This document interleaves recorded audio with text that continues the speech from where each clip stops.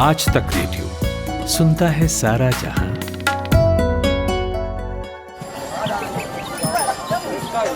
ऐसा है, खेल इस बात का है ये नहीं कि आप कितना कमाते हैं, खेल गुरु इस बात का है कि आप कितना बचाते हो। अब कैसे बचाएं? ये बैंक और बाजार की ये टेढ़ी मेढ़ी बातें गले तो उतरती नहीं हैं। अरे तो महाराज उनसे मिलिए ना, अपने मनी मैनेजर से। आपके बटुए से जुड़ी हर सलाह एकदम मुफ्त। और शायरी सुनिए, पैसे से जुड़ा है कोई भी शक, आस्क बेझिझक। मनी मैनेजर, बात बचत की, हर शनिवार आज तक रेडियो पर। मान बनाओ, कच्चा ज़्यादा रखना।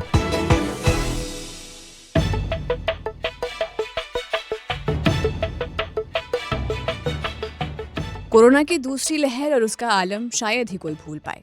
जाति जाने और इंसान बेबस। लोगों की जाति जानों के बीच एक और चीज़ देखी हमने, और वो ये कि कुछ ऐसे भी थे जिनके पास पैसे ना होने की वजह से उन्हें इलाज नहीं मिल पाया। इस दुनिया में ये एक कड़वा और भद्दा सच है जिसमें आपको एक अच्छे इलाज के लिए पैसों की ज़रूरत होती है। कहने को आप, मैं या किसी और के लिए सरकारी अस्पताल हैं कि सुविधा तो है, लेकिन वे सब कितने लोगों तक अच्छा इलाज पहुंचा पा रहे हैं वो सब आप जानते ही हैं। घूम फिर कर हमें आखिरकार प्राइवेट और महंगे अस्पतालों का रुख करना ही पड़ता है, जहां पर पैसों के बिना एक पत्ता भी नहीं हिलता। अब सवाल है कि मिडिल क्लास आदमी जो किसी तरह खर्चा ही चला रहा है, उससे ज़रूरत पड़ने पर इलाज का पैसा कहाँ से आएगा? इसका जवाब है इंश्योरेंस। जानते सब हैं इसके बारे में, इस ऑप्शन के बारे में, लेकिन कोताही किया करते हैं। और इंश्योरेंस का ऑप्शन सिर्फ हेल्थ या इलाज के लिए ही नहीं है। हर चीज़ का इंश्योरेंस का अब आपके पास ऑप्शन मौजूद है, गाड़ी से लेकर लाइफ तक। बस लोगों का मामला फंसता है क्योंकि उन्हें पूरी जानकारी नहीं होती है, वो पूरे इन्फॉर्म्ड नहीं होते हैं। इसीलिए इस बार हम इंश्योरेंस पर अप टू डेट बातें और सवाल लेकर हाजिर हो गए हैं इस बार के मनी मैनेजर में। तो मेरे साथ हैं टीना जैन कौशल, जो बिजनेस टुडे मैगजीन में सीनियर एडिटर हैं और सर्टिफाइड फाइनेंशियल प्लानर भी। तो टीना जी, स्वागत है आपका। थैंक्स खुशबू। तो टीना, आज के टॉपिक यानी इंश्योरेंस पर हम आए, उससे पहले आज के बिजनेस हेडलाइंस पर नज़र डाल लेते हैं और आपका उस पर कमेंट क्या है। तो सबसे पहले टीना, इस हफ्ते की हेडलाइन है LIC की IPO की लिस्टिंग हुई है। घाटे वाली लिस्टिंग के बाद भी LIC 5वीं सबसे बड़ी कंपनी बनी। तो इस पर आपका कमेंट क्या है, क्या राय है? जी खुशबू, LIC डिस्काउंटेड प्राइस पे लिस्ट हुई है। काफी बड़ा IPO था, सबको बहुत उम्मीद थी, काफी लोगों को अलॉटमेंट मिला था और ये लिस्ट हुई है करीब 8.62 डिस्काउंट पे और प्राइस था करीब लगभग 867.20 का। तो जो अलॉटमेंट प्राइस था 949 का, उससे तो काफी कम ही लिस्ट हुई है। बट क्योंकि इशू साइज इतना बड़ा है, इतनी बड़ी कंपनी है, तब भी ये 5वीं बड़ी कंपनी बन गई है। और जो पॉलिसी होल्डर्स थे, जो रिटेल इन्वेस्टर्स थे, उनको थोड़ा सस्ता मिला था ये IPO, बट उसके बाद भी उनके लिए अभी घाटे का ही सौदा है। बट अगर हम इसको लॉन्ग टर्म में देखें तो शायद ये अच्छा शेयर साबित हो, क्योंकि LIC अपने शेयर होल्डर्स को प्रॉफिट भी देगा हर साल। तो इसे हम एक डिविडेंड स्टॉक के तौर पर भी अपने पोर्टफोलियो में रख सकते हैं। तो अगर लिस्टिंग गेन ना मिला तो कोई इतनी बड़ी बात नहीं है, क्योंकि लॉन्ग रन में शायद डिविडेंड के तौर पे आपको ये एक अच्छा खासा मुनाफा देता रहेगा। जी टीना, दूसरी हेडलाइन है कि DPIIT यानी department of promotion of industry and internal trade के थोक महंगाई को लेकर आंकड़े आए हैं इस हफ्ते। चर्चा में रही, उसमें कहा गया है कि अप्रैल 2022 में टीना थोक महंगाई की दर बढ़कर 15.08% पर पहुंच गई है। और साथ में ये भी कहा जा रहा है कि 1998 के बाद पहली बार थोक महंगाई 15% के पार गई है। तो इस पर आपकी क्या राय है? जी खुशबू, महंगाई तो बढ़ती जा रही है। इस साल पूरे पूरे साल हमने देखा है कि 2 डिजिट में ही ये महंगाई रही है, जो कि चिंता का विषय भी है। और अगर मैं देखूं कि जब से ये करंट डेटा सीरीज चालू हुई है, जिसका बेस ईयर 2011-12 है, उस तब से लेकर अब तक ये सबसे ज्यादा होलसेल प्राइस के इन्फ्लेशन रेट आए हैं। तो हाँ, चिंता का विषय तो है, महंगाई बढ़ रही है। जैसा कि हम जानते हैं, जियोपॉलिटिकल टेंशंस हैं, क्रूड ऑयल महंगा हो रखा है, व्हीट महंगा हो रखा है, तो सीधा सीधा इसका इम्पैक्ट हमें दिखता है इन्फ्लेशन रेट्स पे। तो अब जो RBI मॉनेटरी पॉलिसी होने वाली है जून में, तो हो सकता है कि इस इन्फ्लेशन रेट का असर हमें इंटरेस्ट रेट पे भी देखने को मिले और उम्मीद यही है कि शायद आरबीआई इन्फ्लेशन रेट के ऊपर जाने के कारण इंटरेस्ट रेट भी बढ़ाएगी अगले महीने में।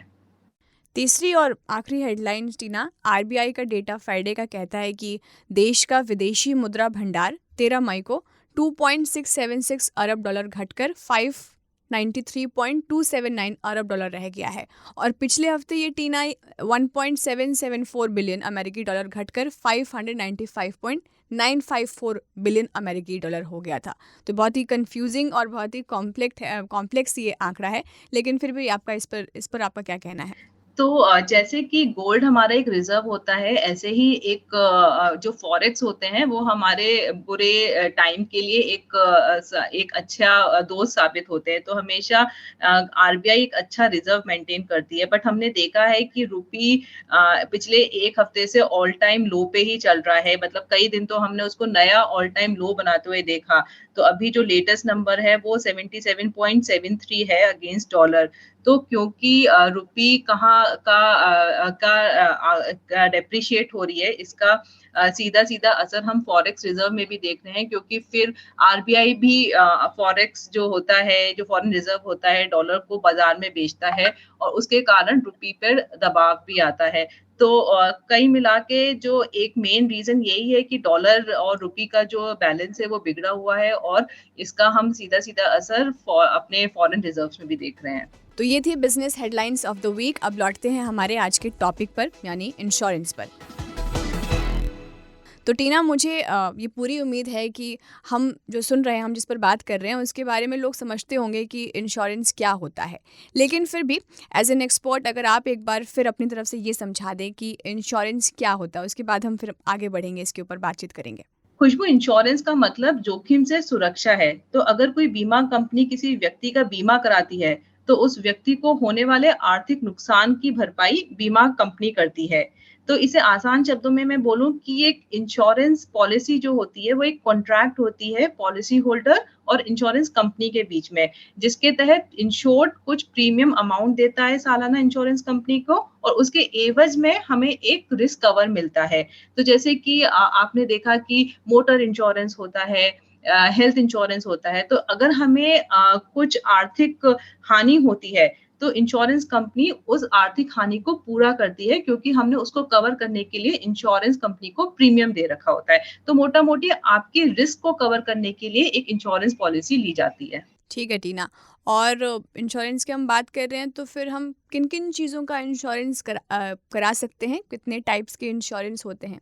तो मोटी-मोटी अगर मैं इंश्योरेंस को डिवाइड करूँ तो 2 तरीके के इंश्योरेंस होते हैं, लाइफ इंश्योरेंस और जो लाइफ में फॉल नहीं करते वो होते हैं non life insurance.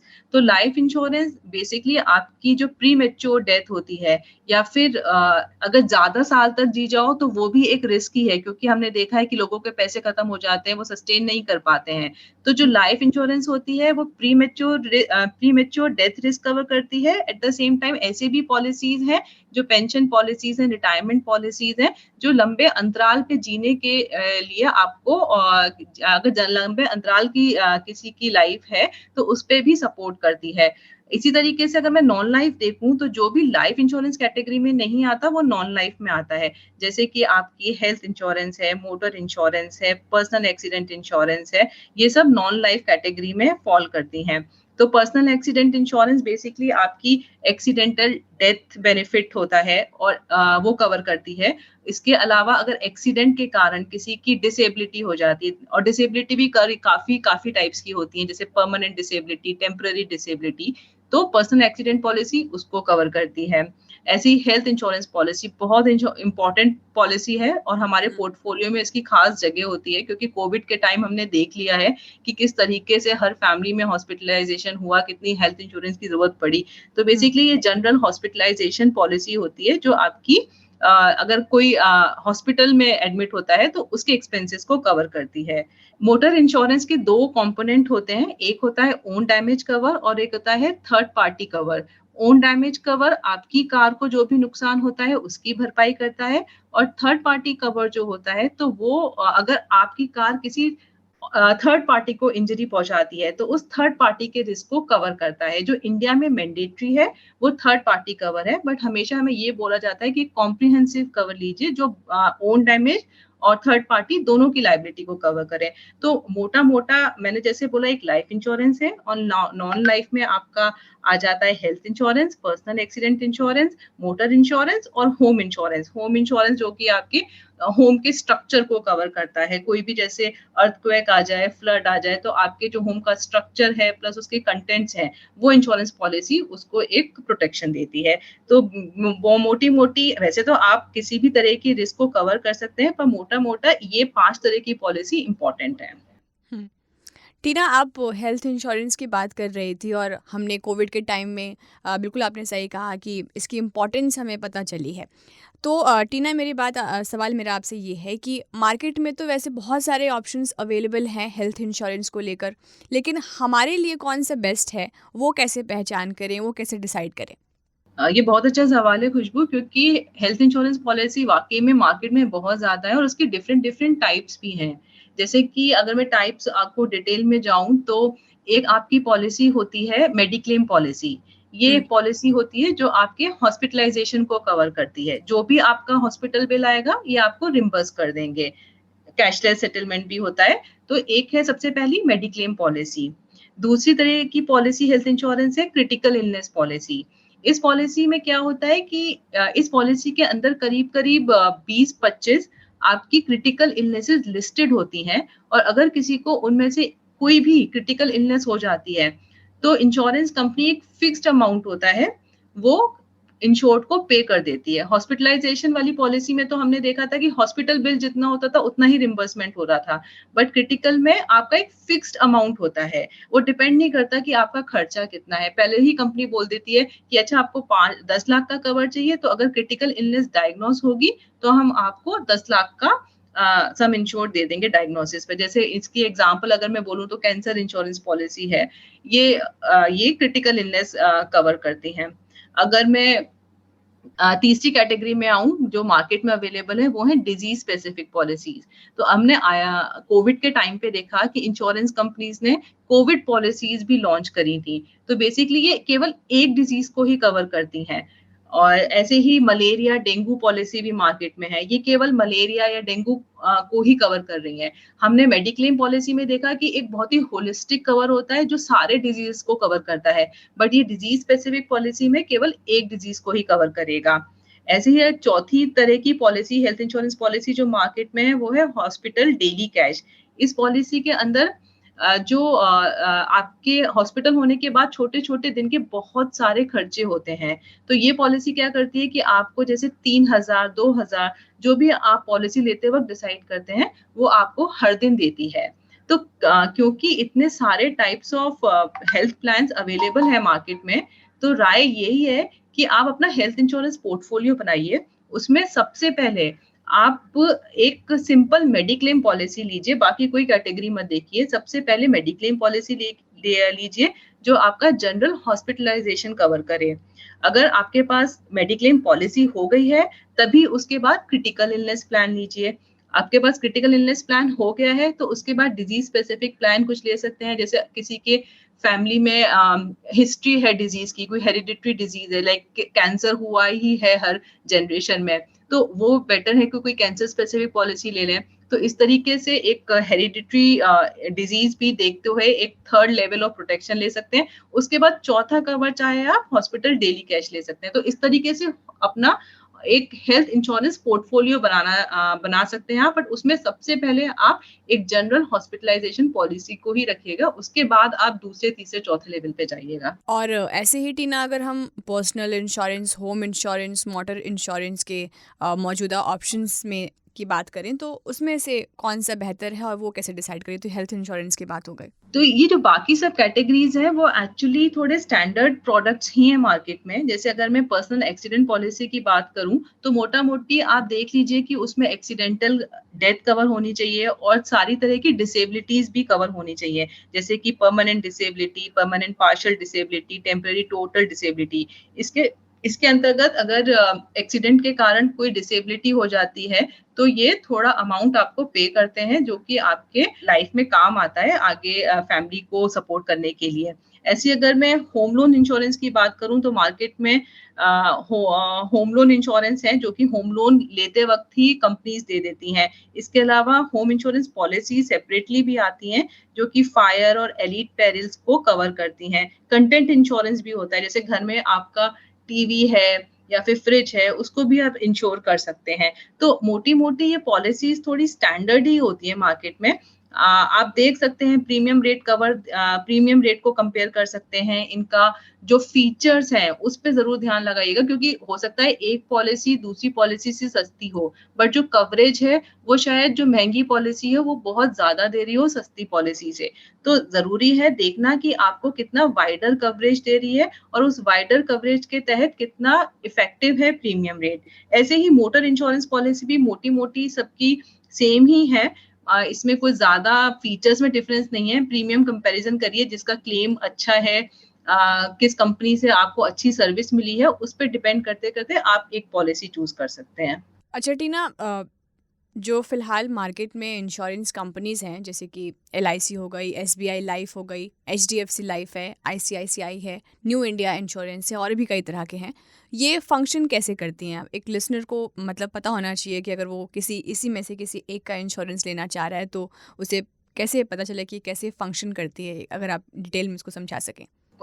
Insurance company जैसे मैंने बोला कि 2 तरीके की होती हैं, life and general insurance. Life जो आपकी लाइफ को कवर करती हैं और जनरल जो लाइफ के अलावा बाकी सारा कवर करती हैं।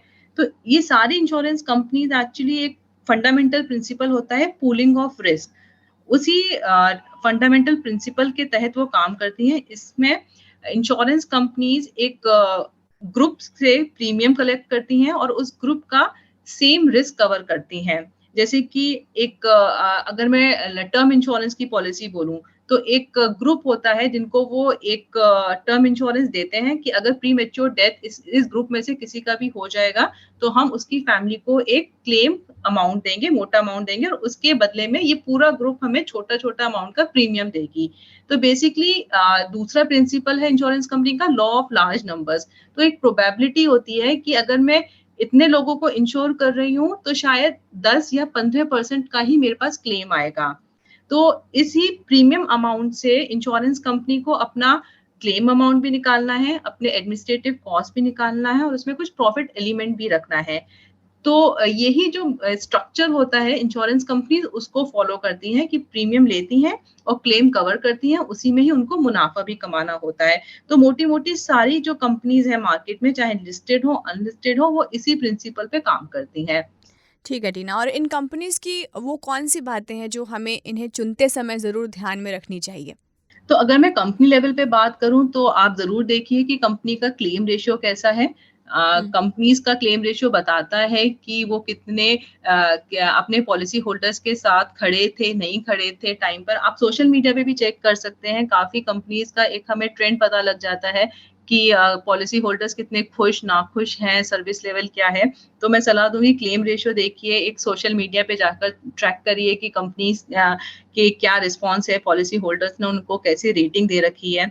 एक ऐसे ही इम्पोर्टेंट लाइफ इंश्योरेंस में एक मेजर होता है परसिस्टेंसी लेवल, उससे हमें पता लगता है कि लोग अपनी पॉलिसी पूरे ड्यूरेशन तक चलाते हैं कि नहीं चलाते हैं। ये एक इम्पोर्टेंट मैट्रिक्स होता है किसी भी इंश्योरेंस कंपनी की हेल्थ जानने के लिए। ऐसे ही एक सॉल्वेंसी मार्जिन है, जो कि आईआरडीआई ने इंश्योरेंस रेगुलेटर ने बोला है सभी इंश्योरेंस कंपनीज़ को या अपनी एसेट्स और लायबिलिटीज़ का मैच करने के लिए, जो कि करीब 150% होता है। तो आपकी कंपनी एडिक्वेट सॉल्वेंसी मार्जिन रख रही है कि नहीं, ये तो कंपनी लेवल की थोड़ी बातें हैं जो हमें देख लेनी चाहिए before buying any policy. But अगर मैं स्पेसिफिक बोलूँ, जैसे अगर मैं हेल्थ इंश्योरेंस की बात बोलूँ, अगर आप कोई हेल्थ इंश्योरेंस पॉलिसी खरीद रहे हैं, तो उस पॉलिसी के अंदर भी देखिए, यही नहीं कि आपने को कंपनी के फंडामेंटल्स देखने हैं, आप पॉलिसी को भी देखिए। क्योंकि जैसे मैं हेल्थ इंश्योरेंस की एग्जांपल लूँ, उसमें ये जो को पेमेंट होता है, वो एक बहुत बड़ा डिस्प्यूट का कारण होता है ज़्यादातर, क्योंकि लोग पॉलिसी ले लेते हैं और वो देखते नहीं कि पॉलिसी में क्लॉज़ है को-पेमेंट का। इसका सीधा-सीधा मतलब ये होता है कि अगर कोई क्लेम आता है तो उसका सर्टेन परसेंटेज पॉलिसी होल्डर को भी भरना पड़ेगा अपनी जेब से, जो कि 10 से 20% तक होता है। तो आप अपनी पॉलिसी में चेक करिए कि कहीं को-पेमेंट क्लॉज़ तो नहीं है। आप रूम रेंट लिमिट चेक करिए। रूम रेंट लिमिट में ये होता है कि कंपनी कहती है कि आपने जैसे 5 लाख का कवर दिया, तो मैं आपको केवल 5,000 का रूम दूँगा। मतलब 1% ऑफ योर सम इंश्योर्ड, उससे ज़्यादा आपको अपने रूम का खर्चा खुद निकालना पड़ेगा। तो सबसे बाज़ार में ऐसी पॉलिसी भी हैं जो रूम रेंट लिमिट के साथ है, और ऐसी भी हैं जो नहीं है। तो मेरा एडवाइस यही है कि उन पॉलिसी के पास साथ जाइए जिसमें रूम रेंट लिमिट ना हो। तो छोटी-छोटी बातें होती हैं इंश्योरेंस पॉलिसी में, आप पढ़िए, उसके साथ थोड़ा वक़्त गुज़ारिए, तभी आपको पता लगेगा कि ये पॉलिसी मेरी क्या कवर करती है, क्या नहीं कवर करती है। ऐसे ही लाइफ इंश्योरेंस लेने से पहले आप ज़रूर देखिए कि अगर आप 10 साल की पॉलिसी ले रहे हो, तो आप में इतनी क्षमता है कि आप 10 साल तक रेगुलर प्रीमियम पे कर सको। क्योंकि अगर मैं एंडाउमेंट पॉलिसी की बात करूँ, उनको ब्रेक इवन होते-होते ही 8 या 10 साल लग जाते हैं। तो अगर आप बीच में ही उसको छोड़ दोगे, तो आपके हाथ में कुछ पैसा नहीं आना। तो अपनी ज़रूरत के हिसाब से आपकी क्या नीड है, नीड बेस्ड एनालिसिस करिए, उसके बाद ही कोई इंश्योरेंस पॉलिसी खरीदिए, तभी आपको फ़ायदा होगा। टीना, एक सवाल मेरा और आपसे कि इंश्योरेंस के क्या हमें कुछ टैक्स बेनिफिट्स भी मिलते हैं? जी, बिल्कुल मिलते हैं। सबसे पहले हुँ, आपको 80C का बेनिफिट मिलता है। हुँ। आप जब लाइफ इंश्योरेंस प्रीमियम भरते हैं, तो जितना भी प्रीमियम है, वो आप 80C की जो 1.5 की लिमिट है, उसके तहत आप डिडक्शन ले सकते हैं, टैक्स बेनिफिट अवेल कर सकते हैं। 80D में भी आपको हेल्थ इंश्योरेंस प्रीमियम बेनिफिट है, जो कि 80C के ओवर एंड अबव है।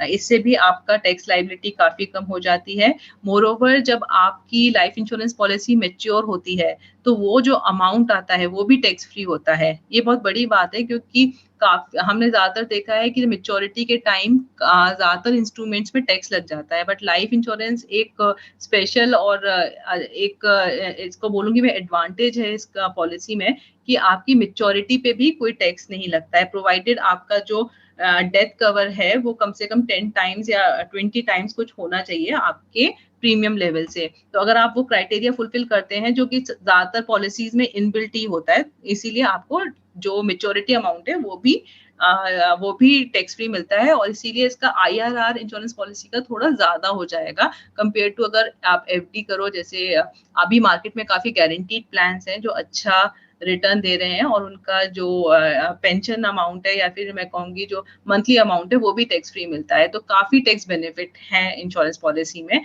कंपेयर टू म्यूचुअल फंड या एफडी या अदर इंस्ट्रूमेंट की मैं बात करूँ। टीना, मेरा आखिरी सवाल इस सेगमेंट से रिलेटेड ये है कि उन यंगस्टर्स को ध्यान में रखकर मैं पूछना चाह रही हूँ कि जिन्होंने या तो अपना करियर अभी शुरू किया है या मान लीजिए वो शुरू करने वाले हैं, तो सवाल ये है कि अगर हम अ, आगे इंश्योरेंस ऑप्ट करते हैं एज ए यंगस्टर, तो उसके बेनिफिट्स क्या हैं और उन्हें इंश्योरेंस क्यों करवाना चाहिए?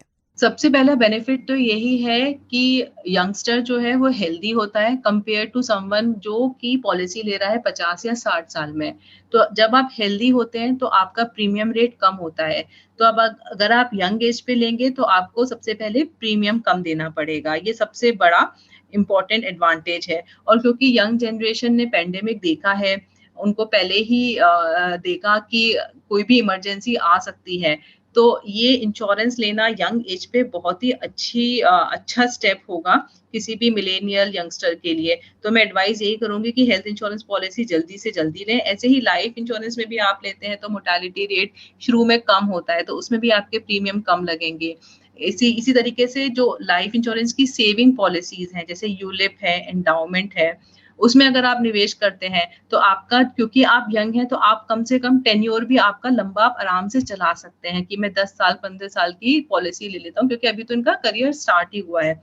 तो एक जो गोल बेस्ड इन्वेस्टिंग होती है, वो भी यंगस्टर्स लाइफ इंश्योरेंस के थ्रू कर सकता है। जैसे कि 10 साल या 15 साल के बाद शायद मुझे घर खरीदना है, या फिर मुझे अपने बच्चों के लिए कुछ इन्वेस्ट करना है आज की तारीख में। तो इंश्योरेंस एक प्लेटफ़ॉर्म देती है गोल बेस्ड इन्वेस्टिंग करने के लिए यंगस्टर्स को। तो कुल मिला के एक अच्छा स्टेप है अगर यंगस्टर्स अर्ली एज से ही इंश्योरेंस करना स्टार्ट कर दें। या तो हेल्थ इंश्योरेंस पॉलिसी लीजिए, जो कि बहुत इंपॉर्टेंट है, अदरवाइज टर्म इंश्योरेंस भी लीजिए अपनी फैमिली के लिए अगर कोई डिपेंडेंट्स है जो आगे चल के होंगे ही, और आपकी सेविंग्स लॉन्ग टर्म गोल्स के लिए भी एक अच्छा सोल्यूशन है इंश्योरेंस। तो मैं ज़रूर कहूँगी कि यंगस्टर्स को तो शुरू से ही इंश्योरेंस पे ध्यान रखकर उनको अर्ली एज पे खरीद लेना चाहिए। तो ये थे वे सारे सवाल और जवाब हमारे इस हफ्ते के मनी मैनेजर के टॉपिक इंश्योरेंस पर। टीना जी ने बहुत आसान भाषा में सारे सवालों के जवाब दिए हैं। तो अब वक्त है हमारे शो के आखिरी सेगमेंट यानी क्लोजिंग बेल का। तो बताइए टीना, इस हफ्ते किन बातों पर, खबरों पर और बाजार की हलचलों पर नज़र रखें जो हमारी और आपकी जेब पर डायरेक्ट और इनडायरेक्टली असर डालती हों? तो सबसे पहले फ्यूचर एंड ऑप्शंस की एक्सपायरी डेट है मई 26, तो एक्सपेक्टेड है कि मार्केट काफी वॉलेटाइल रहेगा इसके अराउंड। तो इस पर भी एक नज़र ज़रूर बनानी चाहिए, क्योंकि मार्केट के हिसाब से मई 26 एक इम्पॉर्टेंट दिन रहेगा। इसी तरीके से अगर हम रुपी का मूवमेंट तो देख रहे हैं, डॉलर के अगेंस्ट कितना ऊपर नीचे जा रहा है, तो अभी रुपी ने ऑल टाइम लो भी नया टच किया है, तो उस पर भी हमें नज़र बनाए रखनी पड़ेगी अगले वीक में। इसी के साथ दूसरी न्यूज़ है कि जो फॉरेन एक्सचेंज रिजर्व डेटा है वो भी मई 27 को अनाउंस होगा। हमने अभी बात करी है कि जो फॉरेक्स रिजर्व है उसमें कमी आई है, तो अब नया डेटा कैसा होगा, उसमें स्टेबिलिटी आई है कि नहीं आई है, वो हमें मई 27 को ही पता लगेगा। तो ये भी एक इम्पोर्टेंट आंकड़ा है नजर बनाए रखने के लिए। टीना, आपका बहुत बहुत शुक्रिया। थैंक यू खुशबू।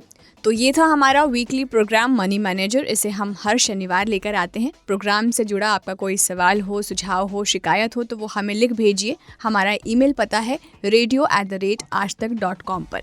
साथ ही आप हमारे व्हाट्सएप नंबर यानी 9953332303 पर भी आप हमारे साथ जुड़ सकते हैं। इस प्रोग्राम को प्रोड्यूस किया है हमारे साथी कपिल देव सिंह ने और साउंड मिक्सिंग की थी अमृत रज्जी की।